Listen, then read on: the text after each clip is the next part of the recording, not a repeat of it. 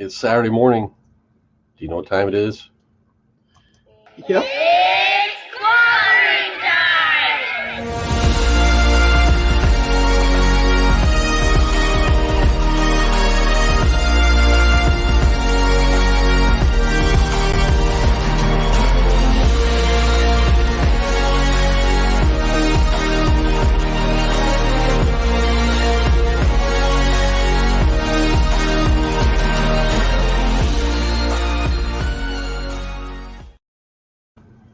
Hey everyone, thanks for joining us again. I'm a pal here, Coach Vic.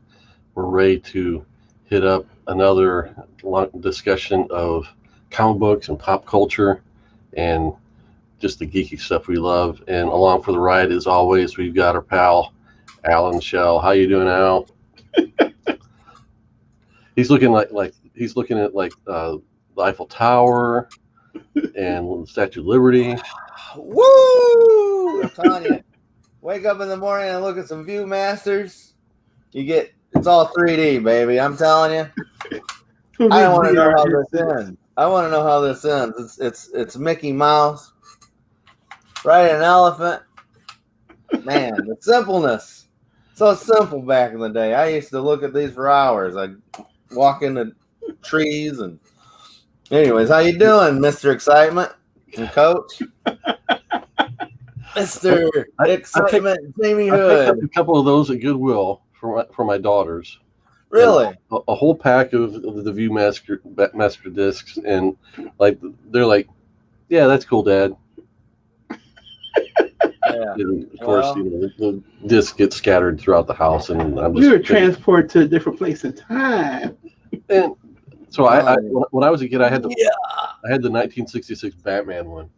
Oh yeah, I love that one. I loved it, and I actually bought a new copy 20 years ago when I was at a convention or something like that. Was it a multi-pack or was it just like one? It had 3 discs in it. Okay. Yeah, and it covered like a Catwoman episode or something like that. So. It captured the coloring of it. That's what I loved about the old show, the color. Well, it put you right in the show. Hold on a minute. I'll be right back. All right. While you're taking a phone call, we'll say good morning to Rob Boswell. Thanks for joining us. And we've got morning. Jeff Schultz. Thanks for coming and joining us this morning. He really did walk away. That's all right. So how have you been, Coach Vic? I've been doing all right. Good. Living the good life. So we're gonna have a big major announcement at the end of the show. I don't want to give away the secret of what it is, but it's big news for this show. Yeah. So Wait a minute, you didn't hide my video or you just let me walk off? Yeah. I'm out of here. The announcement is I'm done. I'm out of here. I handled it the most possible, just like I always do. Hey, you want to act professional all of a sudden? I'm professional. Yeah, we're professional. All right, Mr. Excitement. What is the day? What is this all this hoopla about? This is what I call riveting YouTube. Oh, he's right. It's riveting. Yeah. Way to bring the show to a screeching halt. 5 minutes. Excitement. That's what Jamie Hood promises to everybody on Clobberin time. Pure excitement. That's right. 100%. My dad's nickname is Ronnie the Rivet Eater. No way. That's his professional wrestling name. He eats rivets. I tell you, I got this in the mail. Look at that baby. Is that Woodsy? Yeah. That's a rare. That's an exclusive, pal. I didn't get the chase, even though I am the chase magnet when it comes to these babies. I didn't get the chase magnet. I'm depressed. Might have to hand in my moniker, much like Mr. Excitement for you, Jay Hood. Here, let me take care of this. Uh-oh. Do I need to do that too? Am I too lit up? All right. With just a capital X. What's good in the hood? He's talking. He's chatting it up. Mr. Excitement. With an X. So That's you know right. it's extreme. Because I'm This extreme. is some Rob Liefeld approved stuff. Yep. 100% Rob Liefeld approved. We should talk to Rob Liefeld, get him approved on this. So I've been doing all right. I mean, it's been a couple long weeks, but nobody wants to come and hear me cry about how busy I am. But Al, you worked up a little short news segment here, so we'll get that fired up. Are you gonna do that now? I'm not ready. I gotta get my juices going. Okay. We gotta warm up the crowd a little bit. Yeah, man, we gotta warm us up. You just want to get rid of me. Oh, there's C. Wood. Morning, C. Wood. You're just in time. Hey, yo. So what's in the news? The pop culture news we got going on, Mr. Excitement. What is in the news? The bad uniforms for Shazam. Wait a minute. You're just hitting us sooner than we can hit you. You love the new. I seen one picture of them, of all the goons standing together, and you're like hyping up on these. The Shazam, not the Captain Marvel family or not the Marvel family, but the Shazam family. I like the bright colors. It's the Shazamly. Shazam, that's what it is. That's the name. So it's beautiful. As panned as those costumes were, I heard a lot more about the Supergirl costume. I don't even know what movie that's from or what it's for. It's from the Flash, the upcoming Flash. The Flash movie. All right.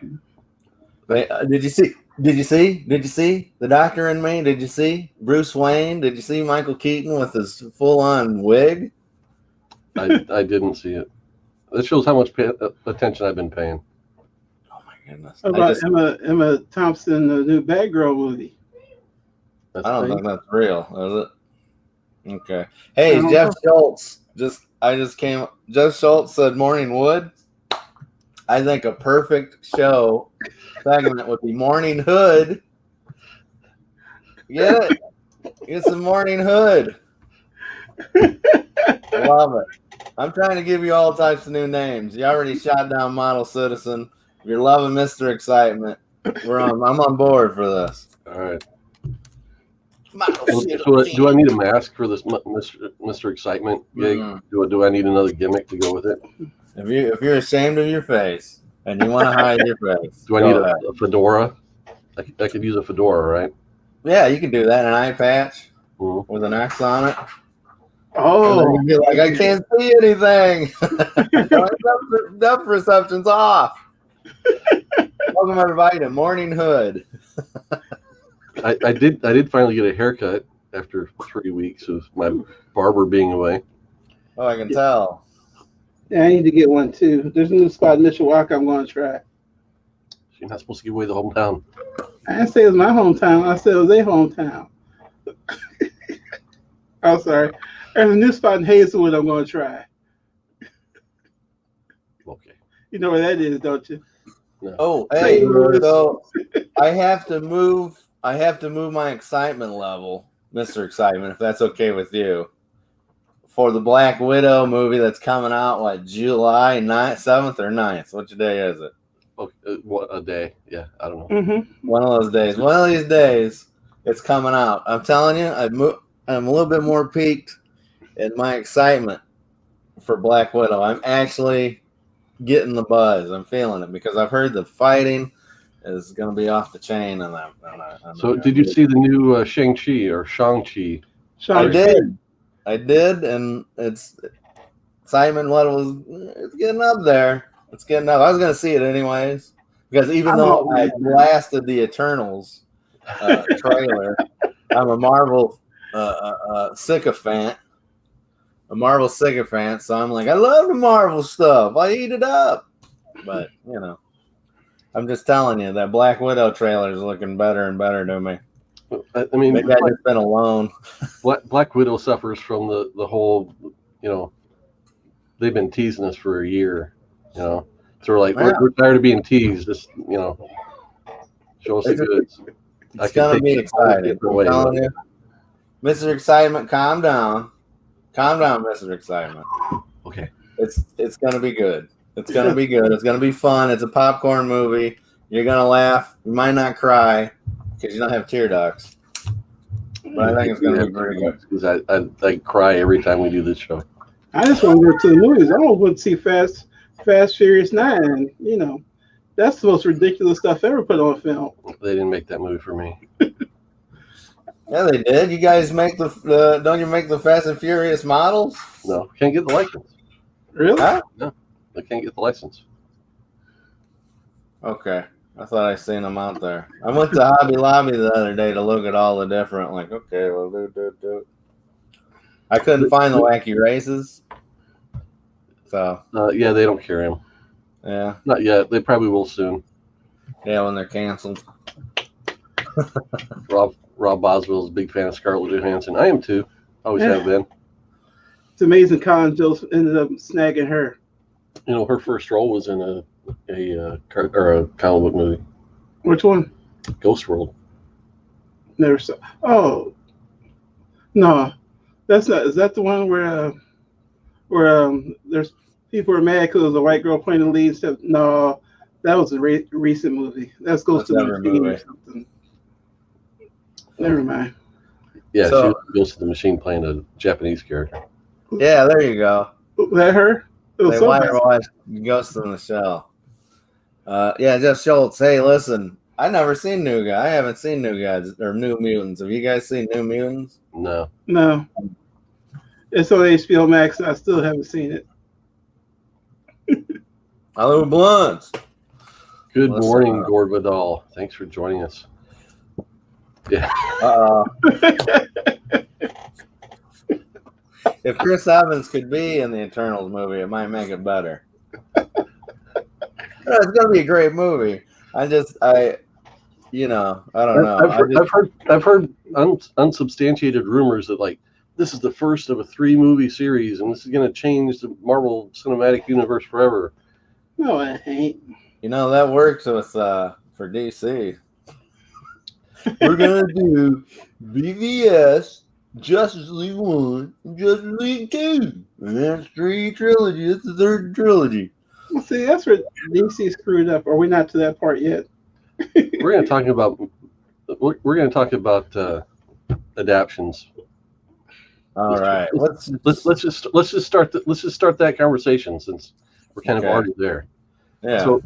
So what makes a good adaptation from comics to the big screen or small screen even? And let me start by saying the reason I'm kind of I don't want to like beat a dead horse because we've been talking about Eternals and Chris Evans forever, but I watched for the first time the Superman and Lois TV show this week. I just went in cold. All I'd ever seen or heard was just basically character images, like headlines on Bleeding Cool and stuff like that. But you came in on like episode 8, right? This is the middle of the season, and I watched like the previously on that part, and I'm like, okay. So then it got in, and it happened to be kind of Superman's origin story. So it told like this version's origin of Superman from everything from when he arrived through marrying Lois and having kids. Did you say Borgin? Like it's boring. The Borgin. The Borgin. No, I had to set through another Borgin. Trademark. I had watched some early episodes of Supergirl because I was kind of curious to see what that was about. So that didn't engage me. That didn't hook me and keep me coming back for more. Yeah. But having watched this one episode of Superman and Lois, and they're doing things on there that like we as like the old codger comic book collectors are like, no, that's not Superman. They're doing that kind of stuff, and I'm interested to come back for more and see, kind of watch what I missed and see what's next. Well, you'll really hate the first half of the season. The big villain was the Black Lex Luthor from a different Earth. I'm like, well, I guess if he's from a different Earth, he can be black. It was that so I'm like, oh, he has to be a bad guy because okay. Of course, then it turned out that he was somebody else. So my only question that I was going to ask you in watching this one episode, my question that I never got answered that should have is this guy that claims to be Superman's brother. Is it General Zod or who is it? Oh, see, I just watched the first half. That was on HBO Max because I don't like commercials. Did you stream it? So you didn't set through commercials or like you didn't go from episode to episode or Well, yeah. you didn't wait? No, well, they put like the first 5 episodes on HBO Max because they had to take their hiatus because COVID interrupted filming. So they put the first 5 episodes on there so people could watch it and catch up, and that's how I watched it. Mm. So you didn't have to set through any I'm waiting for the next step like a Loki. We gotta wait for the next week. No, they're just all there. So you can actually stream the current. Yeah, you can if you go to like the CW app or something. Okay. So there's the first problem. The thing is, the CW has like way more commercials than any other network. I was doing something else at the time. I was putting together a model kit or something. So. You tell. We get around models. Let's talk about models. So I was able to pay attention, well enough, but sitting through commercials didn't bother me either because I was occupied. So commercials drive me crazy now. Are we still in the first season then? Yes. Okay, I thought it was in season 2 maybe or something like that. It's because they had that really long hiatus. Gotcha. So first problem, you're watching the CW, and any changes, the adaptions aren't going to be there, man. So it's like you can't use CW because there's already a history of changing stuff. And another thing, they've already tapped into multiverse. They've already done it on CW. So they already did the Crisis on Infinite Earth. So you're watching many strings being pulled from different universes. So this a straight adaptation. They've already got their ball and went home and went and played with other people and left you. So wait, where's my Superman? When you're already watching other people's Superman. So. Well, Green Lantern's supposed to show up on one of the shows sometime soon. Oh yeah. And it's going to be Diggle from Arrow. Hey, I'm just saying, Greg Berlanti is a genius. Okay. Who? Greg Berlanti. The guy that's running all these CW shows. Yeah, he's a genius. That was Supergirl. And Batwoman's a little wonky. Rob Oswald, I don't actually finish any models that I put together. I just put together trials, like prototypes and stuff like that. And then he throws them against the wall because he doesn't think they're good. The few kits that I own that I've bought for myself are just like in a box. I haven't put them together yet. Same here. What I do is I get comic books.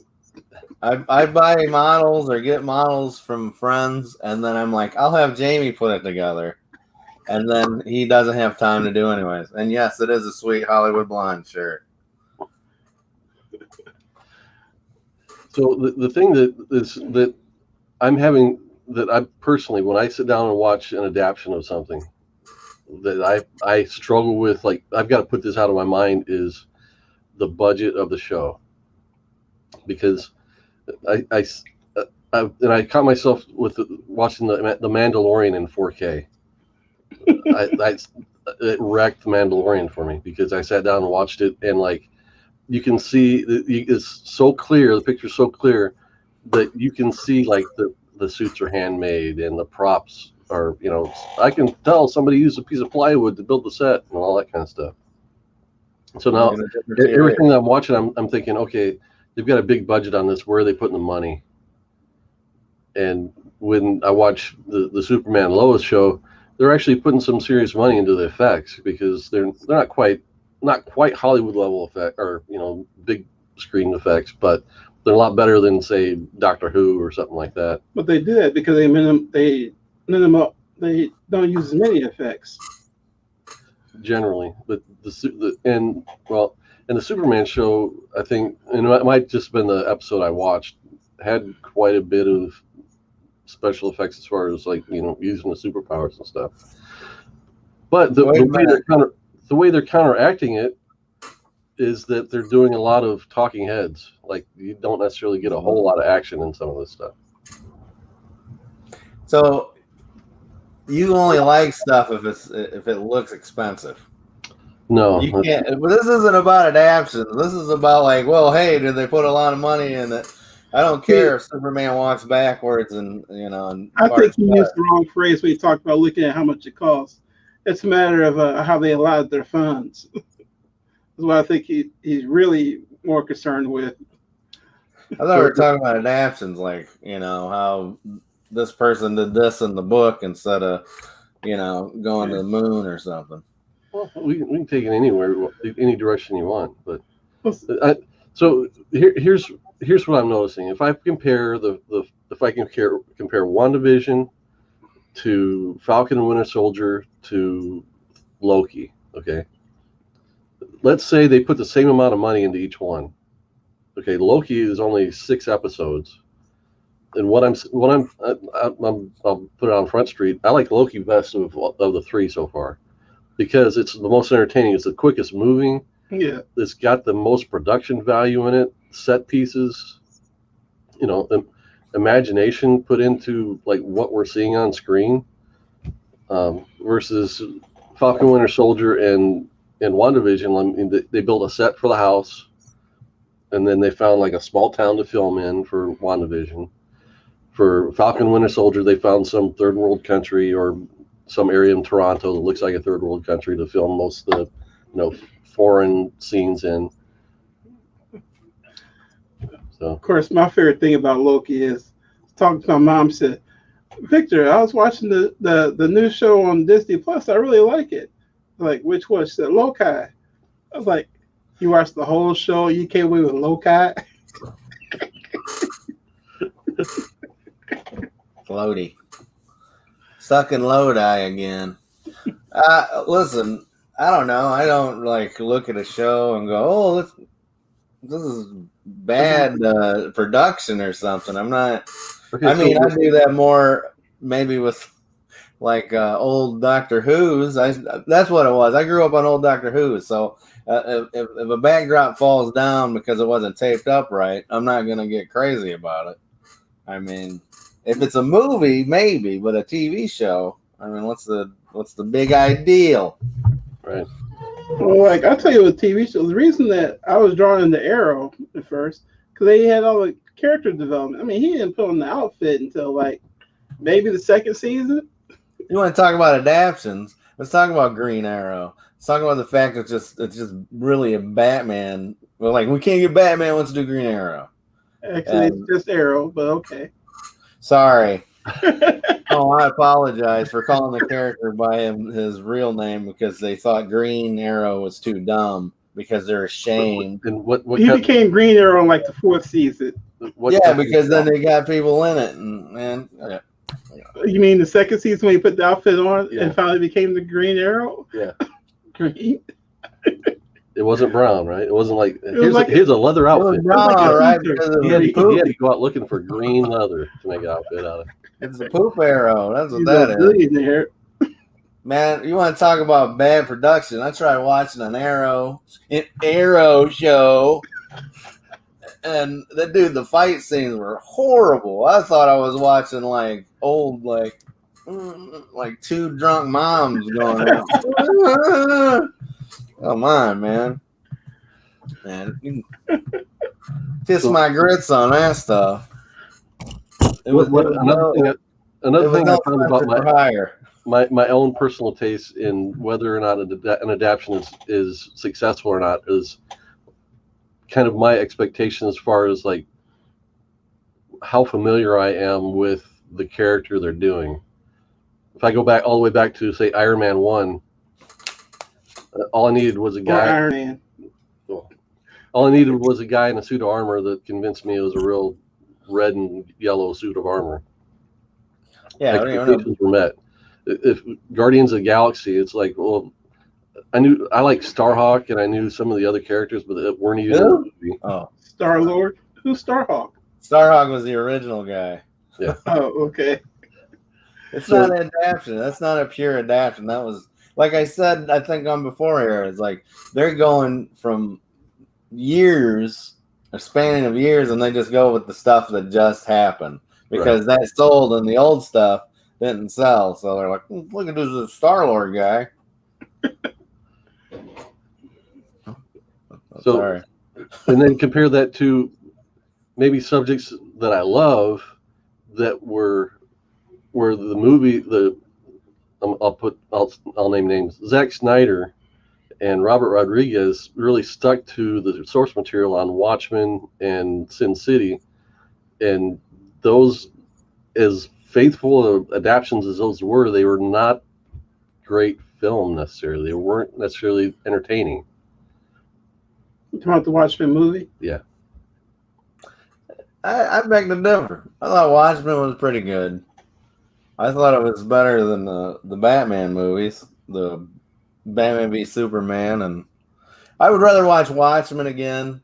I'd rather watch Watchmen. I watched the Watchmen than Batman Begins or Dark Knight Rises. Okay, those two movies I'd rather watch because those two movies. Okay, talk about adaptions. Basically, that was just like, hey, we got this. We took this kernel out of the, and we planted this and we did something completely different. Mm-hmm. I mean, that to me is. You just like, we have an inkling of something and we're gonna run with it, even though Dark Knight was good, was great, or whatever.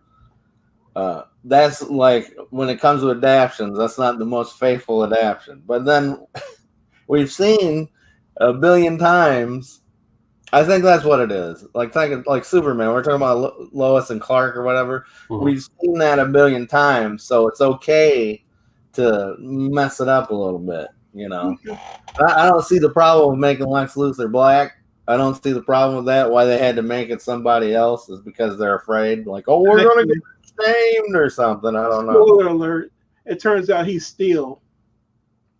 That's worse.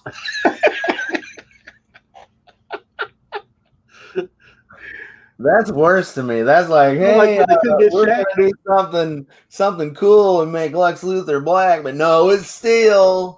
Like, oh, because, you know, no offense, guys. We gotta have a black Superman. Let's get Steel. Like, come on, that's patronizing, man. That's just like, hey, we got him. Hey, we got this guy. Like, no, why can't Lex Luthor be black? I don't know, but you know what I'm saying. You can do, once you played in the dirt or the sand for so long, you're gonna go look for other sand, other beaches, and you're gonna do crazy stuff. You gotta let your mind go. When it comes to a product that no one's seen before, you can either go with the same, like, all right, this is Black Widow. This is how she started. This is whatever, and then, or you can just go, well, it took the best of all of them, because let's face it, something like a Black Widow, a Star-Lord, when it first started, okay. But after years of molding the clay, they got something they really like, and it's like, let's show them this first. Sometimes you have to fill in some spots that are, I mean, think about Black Widow. If they went with Black Widow, the adaption, pure adaption of Black Widow, she would have had the ugliest suits. She would have been sleeping with everybody, man. She was getting around. Like, she had Daredevil. She had, like, she went after Spider-Man. There's a comic book she was trying to fight Spider-Man. She's like, I'm going to be like a spider person. That's when she first got those yellow stingers. Man. Anyways. So Jeff mentioned Old Guard. So there's a case where expectations were low because only us purists that are familiar with the material, really knew what to expect. And I had never read Old Guard before watching the movie. So then you own it. I mean, then you own that to me. No, that was Jupiter's Legacy or Jupiter's something, whatever Jupiter. Well, here's a question for you, because I consider you guys, you old head comic book collectors, I think of you guys as the sacred keeper of the royal text. Now, what percent of you guys are actually watching the movies as opposed to like me? I never read Batman comic book when all the Batmen were coming out, or even when all the Marvel stuff started coming out. I never read any of that stuff. Mm-hmm. What percentage of people do you think that is? There are a lot more people walking in to watch an Avengers movie than are buying the comics, obviously. Or even read one. I mean, And I think that might be what your guys' big problem is. You're like, you know the story and you want the story on screen, and I'm just like, hey, I don't know anything about it, but this is pretty cool. Mm-hmm. Well, here's the thing. Okay, what's Gore saying? My thing is, if something isn't broke, you don't fix it. Okay, so if the origin story of the Avengers, which is broke, whatever, it wasn't damaged, you take that out, the baby in the bathwater. That's what it is. Okay, so you've had the baby sitting in the bath for a long time, and a bunch of other stuff has gotten in the water. Now you can take the baby out of that bath water and be like, look, it's actually a good origin. There's something you can do with this. Now that's what Marvel does a lot of times. But then, you get DC and they just throw the turds and stuff in there with it. I mean, like, hey, we got everything, and but we added all this other junk. So that's my problem. With an adaptation, at least have the baby that got you there. What brought you to the dance should be at the dance. Not like, hey, I got this new move I try, and then you break your ankles. That's what happens most of the times with these adaptations. So I'm not as married to adaptations as you think I am. I'm very with it. Okay, I'm a very hip with it guy. So, Well, can I tell you where I think DC kind of failed and Marvel kind of succeeded? Mm-hmm. And that I feel everywhere. Yeah, basically, because Marvel, they introduced characters and different characters before they went with the big team up movie. DC, let's do let's go team up now. And like who are these other people? And you don't get a chance to know who anybody is on their own or know what they bring to the table. And then also Marvel had a steady release schedule. I mean, it was at least one a year. And DC, who knows when the next one, every 2-3 years. By the time the next one comes, I'm like, oh, I gotta watch the first one again. I mean, with Marvel, you knew what just happened. And I just feel like if DC ever got around and got serious and had a serious release schedule, I think that would help them out immensely. One thing, it's ran by boobs. Okay, DC, that's where they failed. It's ran by boobs. Two, that being derogatory to women. Ninnies. It's run by ninnies. Boobs. It's run by boobs, meaning dummies. Okay, so good morning, Second Street Marvel. Thanks for joining. And second of all, what was I gonna say? Too dark. It's too dark. They're just have to try to lighten up the TV, right? Yeah, Man of Steel is what you started with, and you're just like, you're gonna have him kill some more people. You can't have Superman running around killing people, and then you bring in Batman and I'm Dora. You can't do it. I'm not saying make it a comedy show like Marvel has, but give me a break, guys. Anyways, that's been debated to death, man. Freaking DC, what they've done wrong. They're sewing their own. What is that? They've hung on by their own petard, whatever that means. I've heard it about. They were hung by their own petard. They wanted some dark stuff. They wanted a Zack Snyder universe, and then they got buyer's remorse, and they were like, "Oh, can we not do this? Can we give people something they want to see as opposed to like?" Okay, well, let's think that through a bit. So they decided to back away from the Snyderverse because fans said, "Well, Superman shouldn't be destroying Metropolis as he's fighting General Zod." So it was a fan reaction that made Warner Brothers get cold feet about the Snyderverse. So then they said, "Okay, we're going to go a different direction," and they went a different direction. And then the fans came back and said, "Well, we want that Snyder cut of the JLA movie." It's because the JLA movie was cheeseball at best. Excuse me, Justice League. It wasn't Justice League of America. Because they couldn't put America in the title. They got to sell it overseas. So have either of you guys watched the Snyder cut? Mm-mm. Me either. Oh my God. What was it, like 6 hours or something? 4 hours. Yeah, whatever. I watched Army of the Dead, and I was like, "Oh, this is your follow-up." You were talking about how the characters aren't developed. The gist I get is that characters were developed more in that 4 hour time frame. Make make 4 1-hour TV shows. I can binge that. Is that That's the what way they were. I can binge 4 1-hour TV shows, but I can't watch a 4-hour movie. Yeah, I mean, it's basic, man. It's basic. It's fundamentals. They didn't have their fundamentals down. It's like wrestling, okay? If you're going to go in there and just do a bunch of flippy-floppy moves, that's all the movie's going to be. It's going to be like, oh, look at the pretty movie. And then it's going to be like, what was the story? You got to go in there and have your fundamentals. You got to know how to tell a story. You got to know how to get the crowd invested.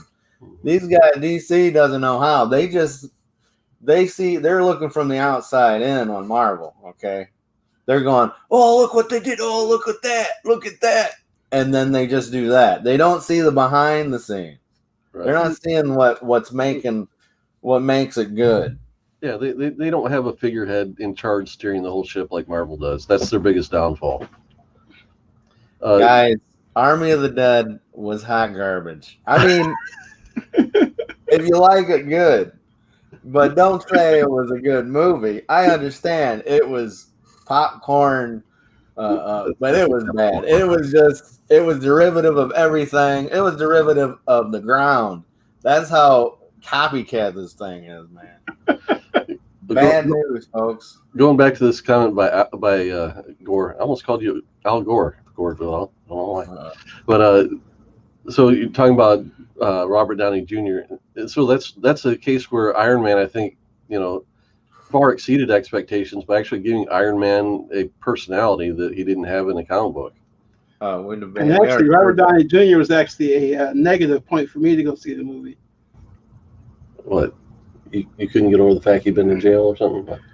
I mean, how come he gets a second chance after all his problems? I'm just saying. But that's more of a personal issue than anything. People deserve second chances? Second? We're on number 7, 8. 7? What did he do to you? Nothing. What did he do? He did it all to himself. All I'm saying is he's taking a job somebody else could have.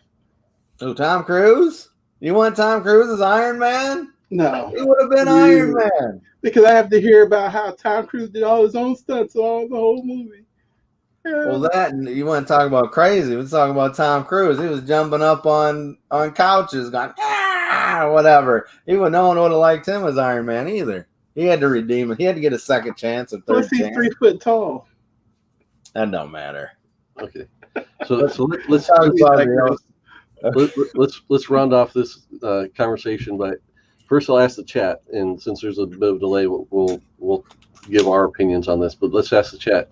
Chat, what movies, what comic book adaptions? Name one that surpassed your expectations, and one not necessarily that was just a bad movie, but what kind of didn't hit your expectations as far as what a good adaptation was. So while we give them a minute, each of us can go around the horn and give our picks. So Al, you go first. What was your least favorite and most favorite adaptation so far? Okay, my favorite adaptation, Superman the movie.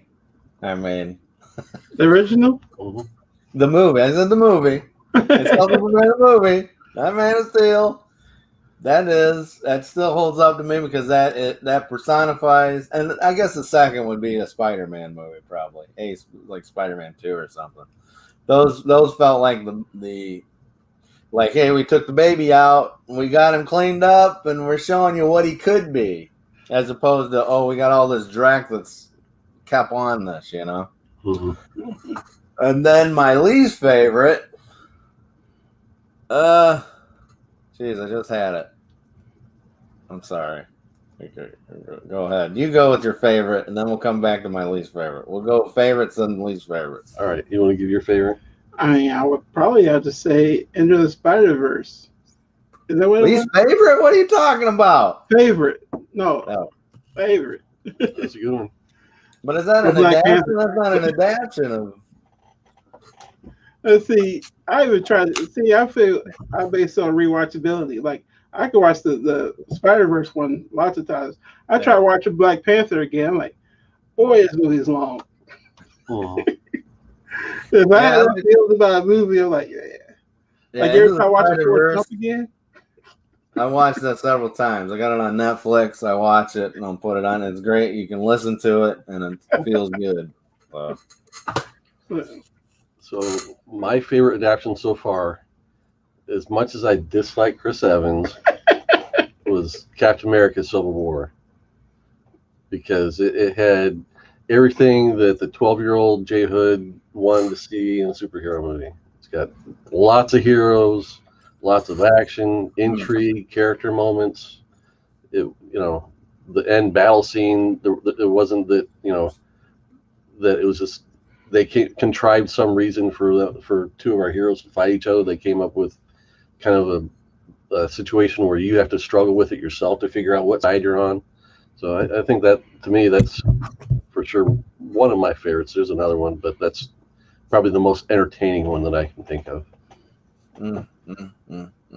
That's a good one. That's a good one. I just watched that again recently, and I remember not like being a big fan of it, but just watching the Downey Jr. versus Evans stuff, just their acting off each other. When he finds out, he's like, "You knew about this?" And it was just like, "Whoa!" You could see Downey was like, "Get that, we'll get up in there," and then Evans was like, "Evans is a good Captain America." So forget you. So I have to go with Green Lantern for my hate. The Green Lantern was just like all this possibility, so much possibility in a Green Lantern movie, and that was pre-Deadpool. You want to complain about a booking situation? Evans was poorly booked as Captain America. You say, I know, but Ryan Reynolds is Hal Jordan, or even a Green Lantern. That was the worst booking in the world of movies. I was just like, why did you get this dude? I mean, it's better than what they were gonna do. They were gonna get Jack Black at one time. They were gonna get Jack Black, so they can have that. So yeah, Ryan Reynolds, give me someone else. But yeah, that Green Lantern. I mean, that's like everybody goes to Green Lantern, but well, I got one worse than Green Lantern, but it's too easy. I mean, Steel, but okay. But I would say Captain Marvel. That's Brie Larson. Huh? Brie Larson. Yeah. Okay. I guess we got two easy ones. Like, let's see, Ryan Reynolds redeemed himself with Deadpool, though. So, but that Green Lantern's toxic now, and that's why I think they didn't call it Green Arrow on TV. They had to call it Arrow because of that Green Lantern movie. It's souped. It was garbage. Reminds me of an episode of Big Bang Theory where Piggy's like, well, what's between Green Lantern and Green Arrow? Lantern? Arrow. So Rob Boswell says G.I. Joe wasn't all that great. I don't consider G.I. Joe. I don't know. Yeah, G.I. Joe was bad. It was an adaptation, but it was kind of it was before it was a comic. So my least favorite, or the one that let me down the most, was what was the last Batman? Not the last Batman movie, but the third Chris Nolan Batman movie. Oh, Dark Knight Rises. Yeah. Yeah, that was bad. Yeah. I mean, as good as his first two attempts were. Man, let's get on it. Batman Begins is not that good. Batman Begins, this is another hot take. Take this. Batman Begins was garbage. It was a leftover script that he had to retool. David Goyer, didn't he write this? This guy needs to retire, man. Listen, Batman Begins, don't get up. You have Batman telling a guy not to get up in prison. He runs there, don't get up. He keeps running. That's some Joel Schumacher junk, man. That's leftover stuff. Where did you get that? I want one of these. And it's like Commissioner Gordon in the Batmobile. Ooh. I'm like, yeah, I'll smack you. And then the phony, like, I'm Ra's al Ghul. No, I'm Ra's al Ghul. Like, come on, man. That is so bad. That was a leftover Joel Schumacher script. I can bet you. I mean, it's that for me. It's like I'd rank that in the middle. The Dark Knight was to me was my other all-time favorite. So, Oh, you mean the Joker movie? yeah. The Batman kind of was like, "Oh, I'm here, guys. Hey, Yeah. you guys over here." I'm just like, okay. All right, so let's see what the audience liked and didn't like. Rob Boswell pitched in with The Dark Knight surpassed his expectation, and he didn't like that Harley Quinn movie. I haven't seen that one yet. Oh yeah, The Emancipation of Harley Quinn or whatever. yeah, that was bad. That was bad. Gore Vidal liked Logan. That was a strong one. Oh, what is that? Finally, somebody agrees with you. Just gonna gloss over it? Yeah, we already talked about it. So. I mean, it's just rare somebody agrees with something I say around here. I agreed with you. Oh, Me too.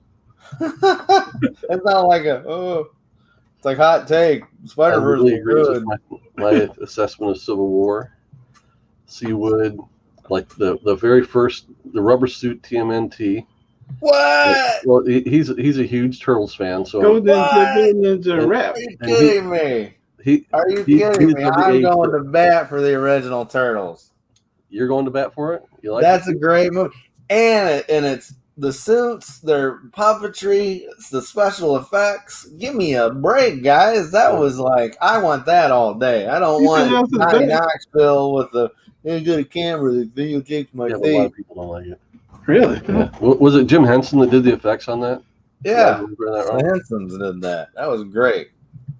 And then That was he didn't like Fan Four Stick. Is that the one Michael B. Jordan? Yeah. Yeah. I've started watching that one for the first time recently and haven't finished it. Talk about a Snyder cut. That's what we need. We need a Trank cut. We need to cut Trank. That's what we do. Yeah, G.I. Joe wasn't good. Transformers weren't good. A lot of that wasn't good. Unruly agrees with your assessment of Green Lantern, That's popular opinion. but he liked Captain Marvel. Sure. Eat it, Coach. I don't know which is worse. I haven't seen all the films. Generally, I'm lukewarm on most. I don't find them that interesting, especially most of the Avengers Captain America films. Wait a minute. He might not like Chris Evans either. The Chris Evans Eternals film and Batman Begins fan club. That's right. I don't like Batman Begins. I'm gonna have a list of stuff I don't like. Batman Begins is not Batman, right? That's 89. You're thinking of the 89 movie or whatever. Yes, No, with the Prince soundtrack. Right. It's not that. Yeah, that's If you don't know the difference, I can't help you, man. You're like stuck in some time loop. I don't know. See, Wood's making a good point here that we were starved for a good Batman film when Batman Begins came out, and what we got was definitely a huge improvement over the previous two. Yeah, where they just took an old the script with the Scarecrow and Ra's al Ghul with the bad guys. Let's make it actually dark. Okay. I was a huge fan of Gary Oldman as Gordon. I think that was a great move. Let's talk about Batman because the idea was they're gonna evaporate Gotham's water supply. That's from the old TV show when the Joker or the Riddler made the water supply in the jelly. Well, how come Superman Returns didn't end up on as your least favorite then? I don't count it. I don't count it, man. It's bad. It's forgetful. That's why. Like I'm thinking about something that was like, ooh. I mean, it was forgetful. That was some like garbage too. But you're lucky, Batman. Now that I'm getting kicked up on Batman Begins, I'm like hating on that some more. Get me started on Batman Begins. I'm going to get booed out of the. Jeff Schultz not a huge fan of the Men in Black movies. What? I like the first one was entertaining, and I kind of stopped there. But the soundtracks were banging. For their day. The Dark Knight with Heath Ledger as Joker's the one I'm thinking. Huh. Which movies did we get introduced to Scarlet Witch in? Avengers: Age of Ultron. Yeah, that's one I didn't like. Which was a very forgettable movie, but if you go back and watch it, it's got a lot of repercussions through all the rest of the movies. I tried watching it several times. It kept popping up after each episode of WandaVision. What to watch next? I'm telling you. That would be I'd buy that ticket right there. Unruly.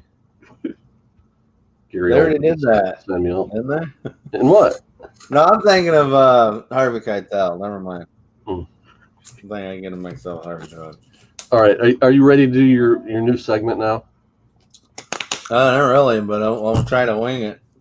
We'll have to put the video up later of like an actual audio thing of it. But so we're gonna try a new segment here. If this isn't like the last show we ever do, he said we're not doing spoilers. Huh? Oh, sorry. Oh, We're anyway, gonna have a big announcement at the end of the show. Oh, I gotta wait for that. But if we're doing this, why bother doing this if it's gonna be a big announcement? So, anyways, here's the segment. Production. The Professional. I'm telling you, The Professional was great. I'm telling you, when I was a teenager and I was getting into writing, it's like I want to write a movie or a script where the good guy, spoiler alert, the good guy dies at the end. Okay, and then I seen The Professional. I was like, I don't want to do that anymore. That's sad. That's called Game of Thrones. What? Game of Thrones. The good guy dies at the end of the first episode. Or the end of the first Yeah, when I was a teenager, Game of Thrones wasn't on TV. Was that even a book by then? When did the first Game of Thrones book came out? I don't know. Fifth Element. I know it's a comic book. It's not. He's talking about Gary Oldman. Oh. All right, new segment. Here we go. Let's see if I can get it. Thanks for downing me. All right, here's a segment that for now we're calling Fueling Al's Toy Addiction. Here we go. Okay, recently I was on Instagram and I found something that just really piqued me. You guys all know I like toys, right? You guys, I love toys. I have a bad addiction. So recently I found on Instagram this thing. It was from the beastisback.com. And I found these very Fisher Price adventure people, like derivative characters here. And just look at the artwork or the books itself, the ad here, just the cool characters. Oh, God, here's zero. Yeah, it's like what? So, yeah, you guys got to check this out. It's on thebeastisback.com. Here you get a choice of different stickers that you can put on these guys, so you can kind of make them their own and customize them. Now, here's the bear look at them, and they're also the little car they come with is magnetized, so it just snaps right in there. I kind of messed up here. Here you got the decals. You got two different sets of decals. You can make them put it anywhere you want. I went with the cleaner version. I got the rusty, dusty version. I went the cleaner version. And here they are with the stickers. I'm telling you, I fell in love with these guys as soon as I seen them. And they're a little pricey, but I mean, you're not going to find anything else like this out there. For any toy addicts out there like me, you just gotta get them. I'm telling you, it's exciting. So, is this based on anything? I mean, or is this no? It was designed by Matt Koffenberg, who you can find on Instagram, and Chris Lee, who is also on Instagram. You look up at Matt Koffenberg, and you can look up at The Beast Is Back. And I tell you, I don't know, it must be the kid in me or what it is, but the design of these guys, they look like the guys from like the Hide Yourself in the when the bomb's going off, right? Yeah, the duck and cover. Yeah, I mean, look at the design of these guys. They're cool. And then the sticker, you got different decals that you can put on them. Once they're on, they're on. Believe me, I've already lost a couple stickers trying to change them.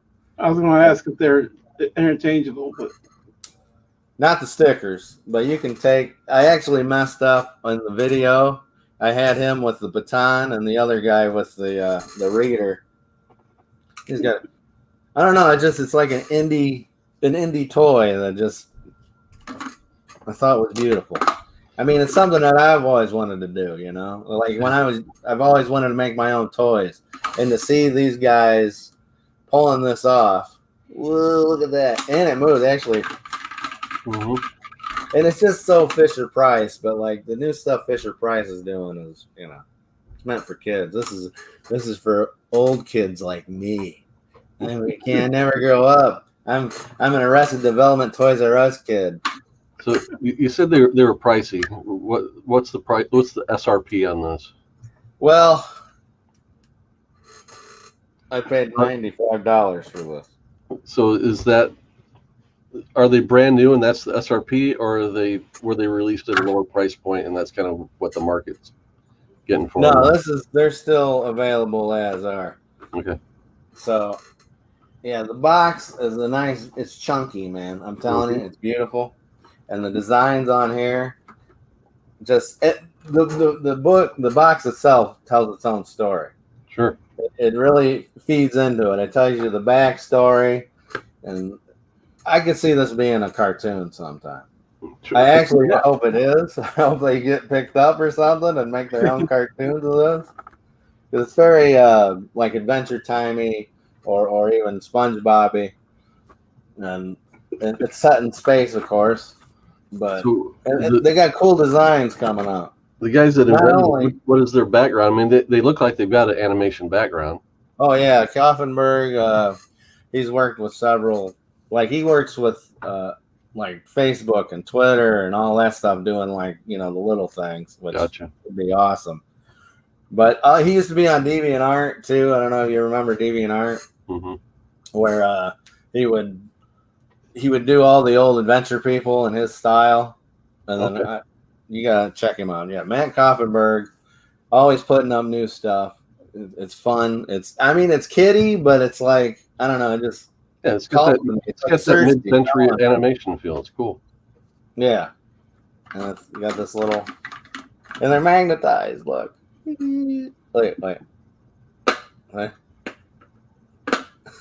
No one cares, but it's weird. It's like it's not Superman or Batman, but if you ever play with the Adventure people, I would love to see. They had I don't know if I got them up there. The X-ray people, the X-ray man, and X-ray woman. They're like clear green and stuff.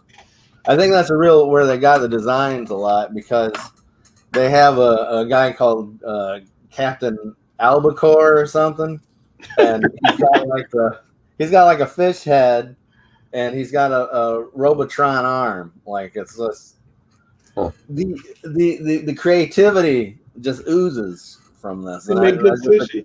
It excited me. And they also comes with stickers, which is awesome. Which, me, I love stickers. Right. It's about sticking it up. Look at that.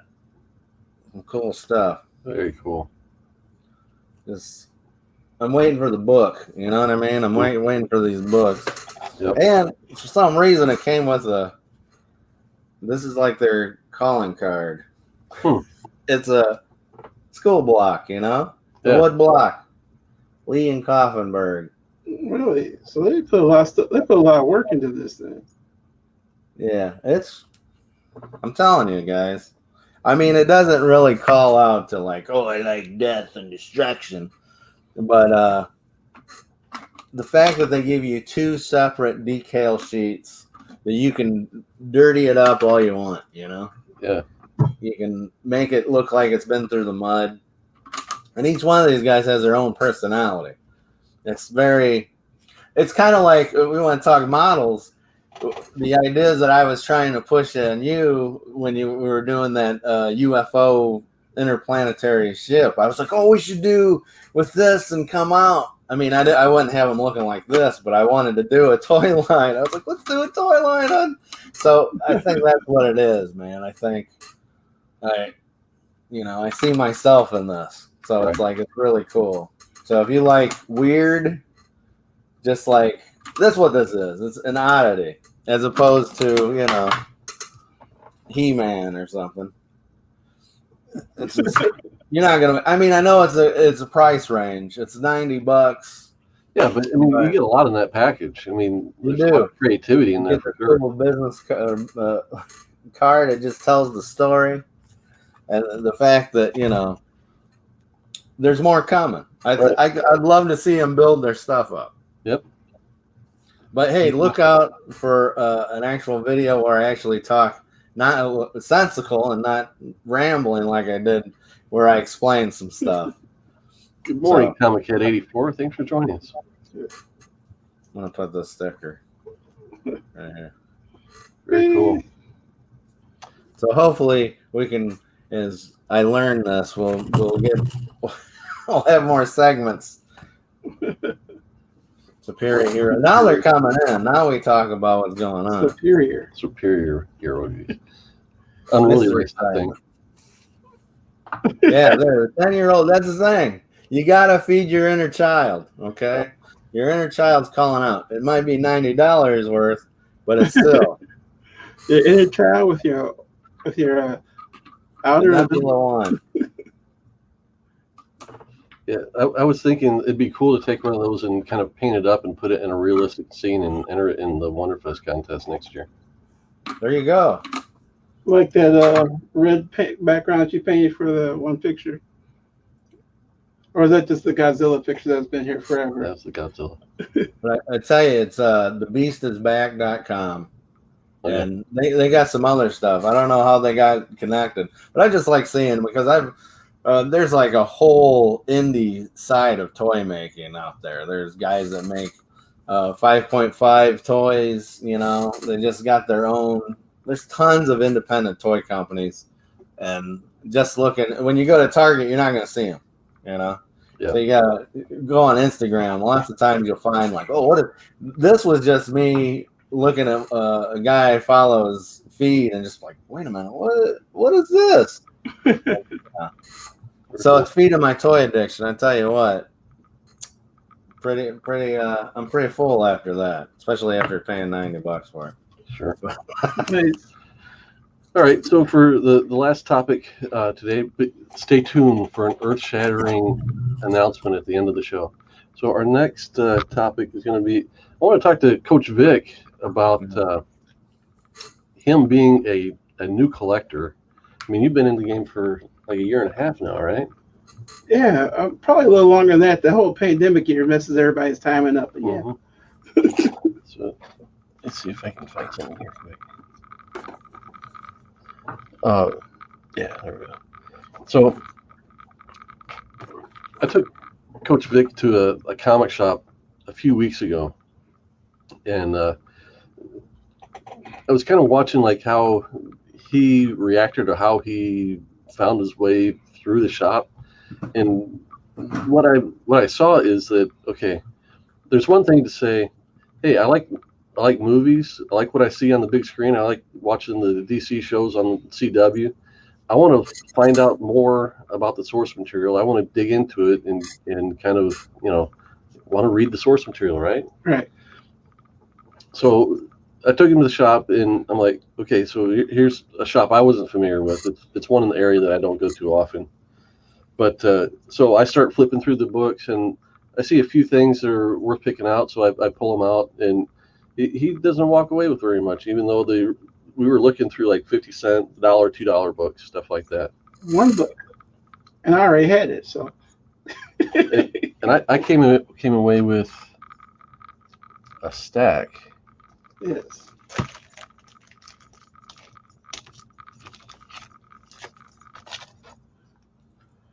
And the whole time I kept thinking, I want to be able to go into a store, come away with a stack of books. Yeah. So I got like 20 issues of within the first 24 of this Jeff Johns Green Lantern run. And one of the troubling questions we have as like the old school collectors, when a new school collector wants to get in the game, they say, okay, where should we start? What should we buy first? And old school collectors like us are like,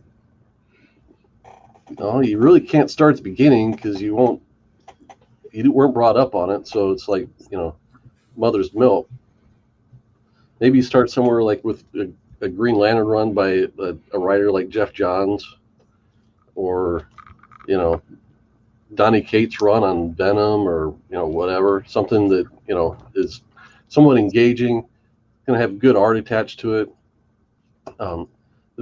chat, just throw out some suggestions for what you think are good starting points for new readers.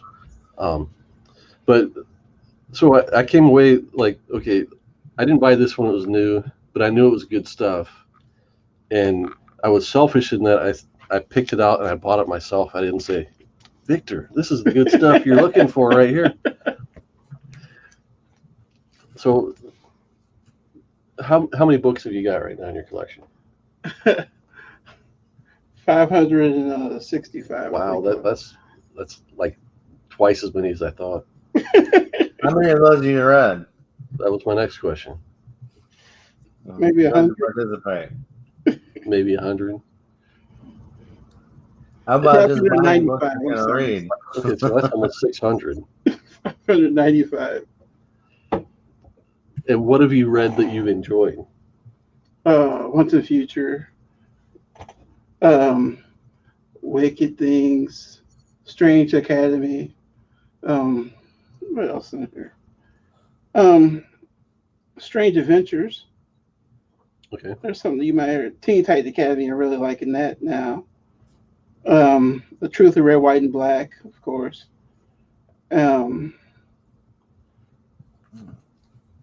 Yeah. So once you had gotten into the hobby and you started buying some stuff, what was the first thing? What was there something that you landed on that you're like, I'm going to start getting that kind of stuff? Or Well, actually, I guess it started with Once in the Future because, well, here's what happened. We had that garage sale at church. You put a lot of books in there, and it's going to drive me batty now. Prime. I was like, oh, well, this is a series of 5 books. I get the whole story, so I'll go ahead and get this. And I've never really got around to reading it.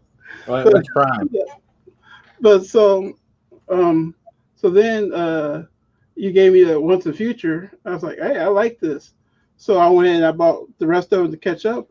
And I was like, okay, I like this. It's a story I know from the beginning and a story that I can read the whole thing of. And that was really let me start thinking, well, you know what? There are, and the show we did Issue at Hands where I got introduced to the X-Men really from the comic book perspective and things like that. And I was like, well, I like this. I started looking for books. I'm like, I can't afford this, or I don't know. I want a complete story, so I wouldn't know where one began or one ended, and things like that. It's like with Avengers, actually. Avengers, I saw that they were starting a new storyline, and so I bought it, and I've been reading it ever since. Because now we're on to like our 3rd or 4th different storyline now. Mm-hmm. But it's just like. I didn't really know. I mean, I would watch all the shows and like, I can't afford none of this stuff. They talk about how great these books are. Like, yeah. And I realized I really don't like trade paperbacks. Maybe that's something I just need to get adjusted to. I don't know. I mean, it's a different kind of experience reading a floppy versus reading a thicker book with everything included. Yeah. I mean, one of the questions you had along I used to read a book called Floppers. One of the questions you had along the way was like you wanted to get into Batman. What was a good Batman story to jump in on? And me as a Batman fan, I was like, Century Overload. I can't put my finger on one. And actually, I started with when they started a new run, Batman 101, I think it is. And so I've collected Batman since then. So have you been reading it? No. But my next door neighbor loves Batman, so I loaned him all the books. Here's the thing. When I got into comics, maybe I had the cartoons that I watched, and maybe that's what got me. Or my dad just bought me a comic. I didn't know anything about these characters. Sometimes I just made up the stuff in my head. But you get a comic, and you read it, and then that's how you learn. It's not like, you just automatically, just because I'm a nerd doesn't mean I'm going to know. You gotta learn stuff. It's like school. You get books that they're like, okay, well, this happened in the Civil War. This happened in World War I, World War II. Well, you're not automatically indoctrinated with all these, like, oh, well, Peter Parker is Spider-Man, blah, blah, blah, blah, blah, blah, blah. So it's not it's not the comic book place's fault if, like Coach Vic can be like, hey, well, okay, the Batman's Bruce Wayne. Okay, I get that. All right, well, this is what's happened. I mean, for me as an experienced collector, I know what creator names are going to deliver quality every time, and well, not every time, but are maybe more reliable than others. But you don't have all those guys memorized. Here's the thing: when you read a novel or any type of book, what captures you? I'm talking like not grabbing on non-comic books, anything. When you go see a movie, sometimes you don't know. It could be a no-name director. It could be you don't know this stuff. You got to look at it. You can't just be like, well, this is Jeff Johns, so it's gonna be good. It's not. Sometimes you can do it. This is Stephen King. It's gonna be good. He's gonna have a good beginning, a middle, and then the end's gonna be garbage. Mm-hmm. Or all these other. It's the same deal. You just gotta jump in. You gotta learn. There's learning curves of these. Yeah, and that's the thing. And I've always been a gifted note learner, so I just knew stuff. Every time I had to learn the hard way, it's always a struggle. I don't know. I'm weird like that. Well, I mean, as far as like developing a knowledge base, you live in. You got me that you ask questions of, which I'm always here to answer, and then you've got the internet where it's like if you want to research any given character, you can go find their history. Right. And there's people in the community I can message. Mm-hmm. Yeah. It was harder back in the day to learn stuff. I mean, you're crying about, oh, look, they put Star-Lord. Who's the Star-Lord guy? It's like asking in the middle of a movie, what's happening? It's like, watch the movie. Watch the movie. That's all you can do. I'm telling you. It's harder to learn back in the day. Today, you got Google. You got Wikipedia. And you got to be crying about, I don't know what's going on. I think Gore's got a better idea. Instead of like trying to do a continuity thing, just go and read what looks good to you. Like, I mean, I do that. I bought some Black Panther books because Daniel Acuna did them, and as soon as he was off of them, I'm not going to continue that because I just got it for the artwork. I'm more of an artwork guy now than I am a story because most of the stories are repetitive as heck now anyway. Right. So let's get some feedback from the audience. Dave Enrique says Ed Brubaker, Captain America. So if you like the Captain America movies, a lot of the source material comes from that, other than the origin, of course. And Chris Evans. Mm-hmm. Unruly Simeon says Immortal Hulk and Batman Year One. So I've heard of those. The one thing you're going to learn is that they're rebooted all the time. So you can find one you like and don't worry about is this how it is today? It's not what it is. You're buying a new story every time. And that's why it's tough to say, well, I'm a Hulk fan. Well, there's so many different iterations of the Hulk, and they've taken him so many different places. Mm-hmm. I mean, he can be historically a fan, and you enjoy, or maybe you like some parts more than others, but you just want to collect all the stuff. But Immortal Hulk it's got a different feel than all the other Hulk stuff that came before it. And I guess that's the thing that drew me to indies, right? Because I'm like, there's no history in indies. Yeah. When you start out with a new indie comic and it starts as a 5-issue miniseries, like you said, you're going to get the whole thing, you're going to have the whole history right there. Gore Vidal says, Johns is an impressive writer. Green Lantern, JSA, Hawkman, Infinite Crisis, and Final Crisis. Keep him away from movies and be okay. I blame him for what happened to Captain Shazam. I'll put my opinion of Jeff Johns as this. I respect him and his body of work a lot more than I've consumed and enjoyed his work. I guess I'll put it that way. Unruly Simeon says Once and Future is fun, so he's into that title too. Comic Head 84 says, I feel like for new readers, trades are the way to go. Cheaper and decades of stuff to pick through without chasing floppies and complete arcs in each one. So if you go to, let's say, go to Barnes & Noble and you go to the comic book section and you see the Batman section, and it's 2 shelves, and all you see are the spines of the book. Right. That does nothing to educate you as far as like which of those are you going to take home with you. I mean, it's shopping though, so at a certain point, it's you picking up the books and flipping through them, and whichever Yeah, just one. look at the spine. Don't pull the book out. And look at it. Just look at it like, oh, there. I don't understand what Batman doesn't love me. It is. Well, I mean, so that's that setting in Barnes and Noble. You see the spines, but if you go to the comic shop and look at the wall of comics, the new comics every week, and you see 4 Batman titles, and each one's got 2 covers. Right. That's not helping a new reader pick out a book. That's one thing I joked about. It is 5 Spider-Man stories and 6 Batman stories. I'm like, which one do I want to read? Mm-hmm. I beg to differ. The only thing that's keeping them is the price tag.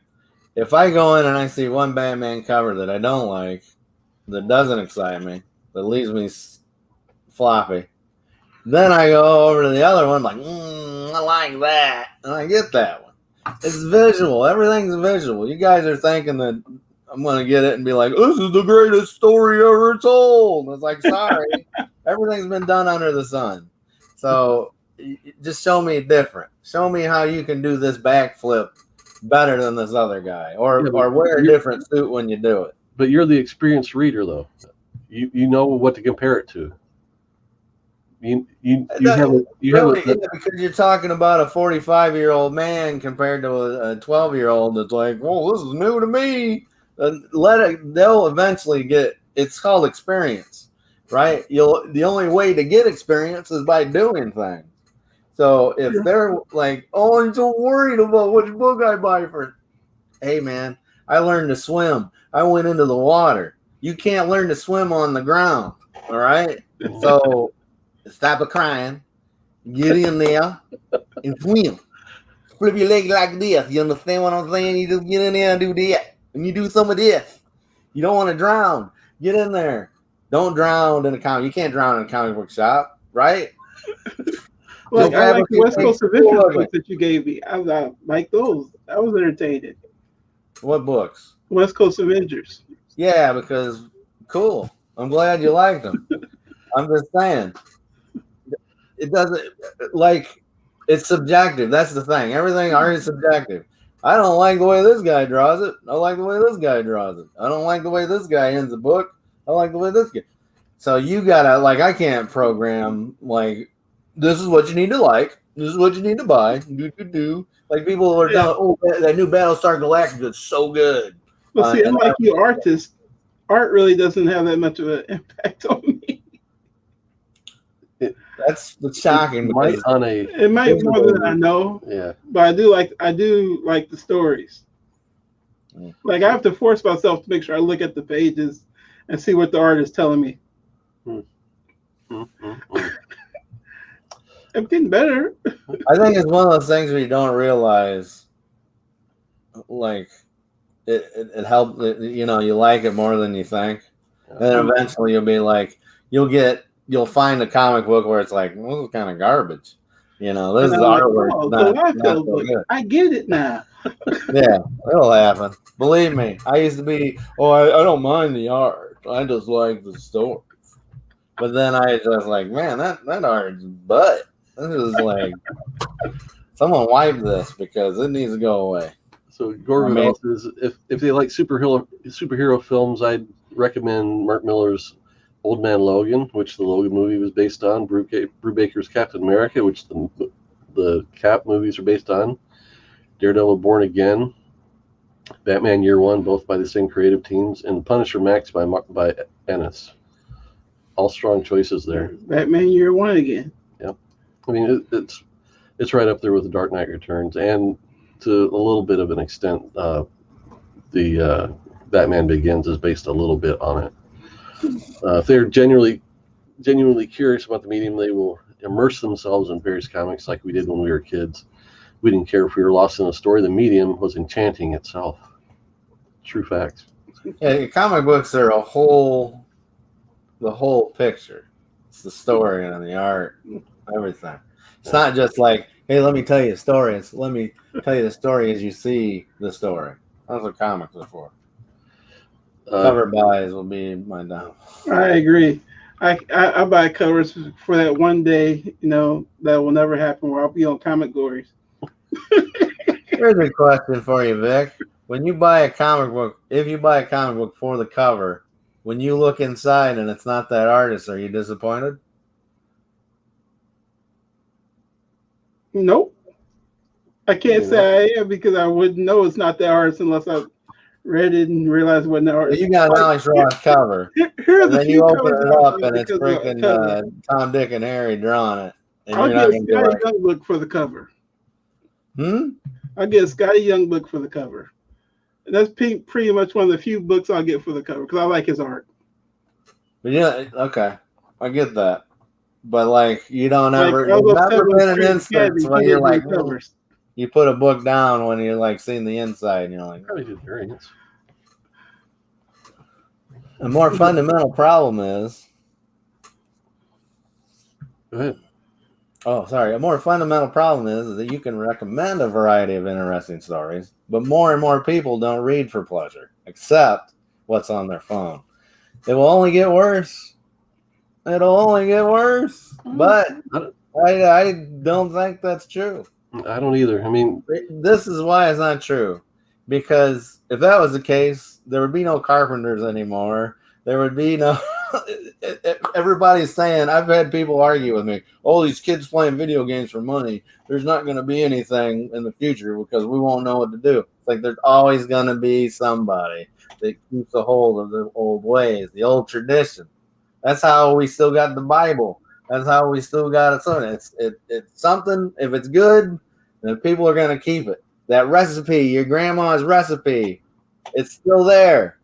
Okay? People keep a hold of stuff because it's the right way to do things. And so I don't think, people are going to be like, I don't read anymore for pleasure. There's going to be the people that do, and that's why the comic book industry, at least DC and Marvel, don't have as much sales because it's And I would even say, like with, I was talking to a couple of youth at church last week or a couple weeks ago about manga, anime, and they said that they actually got the manga because they like the anime, and that's why the whole manga sales are up because you can buy like 50 issues of one now. Yeah, and so they're going back issues of that, and so they're reading because they've liked it, and that's the young folks. So that's the thing. Like they're thick, they're black and white most of the time. I hate them. And there's $5 for like, or how much there is for like 100 pages, and then you got to go see this rebooted Batman 80 times. But it'll come back. It's like vinyl, man. That's what I'm saying. Vinyl died. Okay, vinyl died. It came back, and now you can go to Walmart and see a bunch of shelves for it. It's one of those things. It's niche. It's very niche. But there's a record player, a newer one. Yeah. There you go. That's what I'm saying. It'll be around. Without gonna be able to. I'd say 75 or 80% probably have a different cover artist nowadays. That's a really good point you're making there. It's true. I wish I could be a cover artist. Me too. That's what I want. I wanted to be a comic book cover artist, but that wasn't a gig when I came out of art school. You had to draw pages and pages and pages before you got to be Bill Sienkiewicz and slack off and just do covers. Yeah. I mean, most of the artists that I liked when I was a kid, they would do their own. They did the cover and the insides. But now it's like, whatever. I'm not going to bash. It's a good job if you can get it, Yeah. If you're not a schlub like me. Yeah. All right. So I think we'll wrap this one up. Kind of buried the headline in the description of the show. We're done. This is the last Saturday morning episode of Comic Book Clobberin Time. Are we moving to a new day? Ooh. And I get to watch cartoons on Saturday mornings now. Spoilers. Wait, what? No, we're just gonna leave it like that. We're done. So that's wait, what? We're not doing this anymore. You'll miss us when we're gone. So glad we've had this time together. Yeah, we're going to rebrand the show. We're going to adjust the format a little bit. We're going to try and tighten it up a little bit, and we'll be back in a few weeks with a different. It'll be a month, won't it? When's the next show? We're skipping a week for 4th of July. So we're gonna do it in 3 weeks. Yeah, it's like the 16th or something like that. 17th, I thought you said. 17th. It's a teenth. It's the middle of July or the end of June. So not to be confused with Juneteenth. How are you gonna get the Al fix? Yep. You're not gonna get rid of us that easily. We'll be back. Well, be on the lookout for. Can I say it all? Can I say that I'm going to post the toy addiction thing? Yeah, I mean that's part of what we're going to do is do combinations of recorded videos with this live video, just to make some of it more digestible. I mean, we went an hour and a half today on a few different subjects, so we're going to do a little bouncing back and forth, like Al did a little bit of recorded video. Man, I'll have to do audio because I'm not good doing it on the fly. I was like, oh, boy, wait, no one too fast. I got to re-edit. So he says, don't claim. We're just adding a moniker. I think. You'll have to wait and see. Oh, okay. Yeah, it'll be. It'll still be Saturday mornings at 10 a.m. and probably still alternating every other week. But I mean, if we want to grow an audience, we got to do it probably every week. But I just can't, I have a hard time committing to that with family stuff. So, and I don't want to rope these guys in every week either. So, yeah, because we're trying to do more every other week. If we can do more videos or shows like during the weeks, like to keep it from keep it a little bit like, hey, check this out. It's gonna be pre-recorded segments. Yeah, like, I'm actually gonna start reading my books. Oh, we're gonna film you reading your book? That'd be the best. Mr. Excitement brings you Coach reading books. That'd be great. I think that's what the new show is gonna be. Yep. That's how we're gonna do it. If I'm even here, I might get a pink slip when we get off of. We're going with a different guy. We're bringing in Ben Avery. I'm glad he doesn't watch the show to hear you pick on him like that. I don't pick on him. I love Ben. I haven't seen him. I'm just saying though, I want Terry away from getting the pink slip myself. He's a lot more entertaining than I am. Well, that's the thing. If I brought him on here every week, then no one else would have to say anything. Oh, Terry? Yeah. Okay. Yeah, it'd just be Terry Clobberin time. Clobberin time with Terry. But I think we need to make a regular spot or bit for him to have him on more often. Oh, he's doing shows again, man. He's out. Right. The rest of the year, he's booked every weekend. Wow. Yeah, he's back in the motions. He's a mover and a shaker. Well, maybe we can do some recorded stuff with him and just play it on Saturday morning. Maybe we can give him something remote. We'll do the old old Weird Al where we film and then we ask him questions that has nothing to do with and then answer. You like picking your nose? Yeah, I like picking. I like that. That'd be great. All right. Well, bye, everybody, forever. We'll wrap this up, and you'll never see comic book clobbering time on Saturday morning again. Yeah, I'll never see comic book clobbering time ever again. Yes, but you'll see us in 3 weeks. Or will you? Oh, yep. All right. We'll see you. Remember, faith, family, comic books. See you next time, guys.